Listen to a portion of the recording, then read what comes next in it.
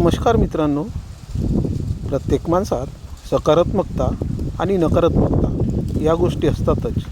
यापैकी कोणाला जिवंत ठेवायचं हे आपण एक कथेच्या माध्यमातून पाहू. दोन कोल्हे असतात. एक कोल्हा सकारात्मक विचार करणारा, सृजनशील प्रवृत्तीचा आणि कष्टाळू असतो, तर दुसरा कोल्हा नकारात्मक विचार करणारा, आळशी प्रवृत्तीचा असतो. तर यापैकी कोणता कोल्हा जिवंत राहील असे तुम्हाला वाटते? तुम्ही म्हणाल, हा कसला प्रश्न? पण या प्रश्नाचे उत्तर आहे मित्रांनो. ज्या कोल्ह्याला आपण अन्न पाणी देऊ तो जिवंत राहील, हो की नाही? तुम्ही म्हणाल हो. तर माणसाचेही तसंच आहे.